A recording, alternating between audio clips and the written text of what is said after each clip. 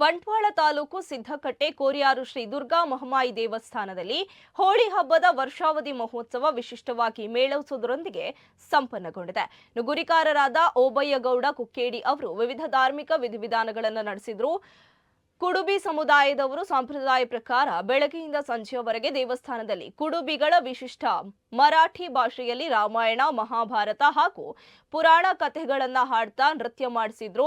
ಇನ್ನು ತಲೆಗೆ ರುಮಾಲು, ಅಬ್ಬಲ್ಲಿಗೆ ಹೂವಿನ ಮಾಲೆ, ಮಲ್ಲಿಗೆ ಹಾಕಿಕೊಂಡು ಮಣ್ಣಿನಿಂದ ತಯಾರಿಸಿದ ವಿಶೇಷ ವಾದ್ಯ ಗುಮ್ಮಟಿಯನ್ನ ಬಡಿಯುತ್ತಾ ನೃತ್ಯ ಪ್ರದರ್ಶಿಸಿದ್ದಾರೆ. ರಾಮ, ಸೀತೆ, ಹುಲಿ, ಕರಡಿ, ಸಿಂಹ, ಹಂದಿ ಬೇಟೆ ವೇಷಗಳ ನೃತ್ಯ ಪ್ರದರ್ಶನ, ವಿವಿಧ ತಂಡದವರ ಗುಮ್ಮಟೆ ಮತ್ತು ಕೋಲಾಟ ಪ್ರದರ್ಶನ ನಡೆದಿದೆ. ಇದರಲ್ಲಿ ಶ್ರೀರಾಮ ಸೀತಾ ಸ್ವಯಂವರ ಹಾಗೂ ಕೋಲಾಟದಲ್ಲಿ ಸೇತುವೆ ಕಟ್ಟುವುದು ವಿಶಿಷ್ಟವಾಗಿತ್ತು. ಬಳಿಕ ಅನ್ನ ಸಂತರ್ಪಣೆ ನಡೆದಿದೆ. ಇನ್ನು ಈ ಸಂದರ್ಭದಲ್ಲಿ ಗುರಿಕಾರರಾದ ಗೋಪಾಲಗೌಡ ಸಿದ್ದಕಟ್ಟೆ, ಇನ್ನು ಸಹಕಾರಿ ಸಂಘದ ಅಧ್ಯಕ್ಷ ಪ್ರಭಾಕರ ಪ್ರಭು, ನಿರ್ದೇಶಕರಾದ ಎ ಶಿವಗೌಡ ಸೇರಿದಂತೆ ಮತ್ತಿತರರು ಉಪಸ್ಥಿತರಿದ್ದರು.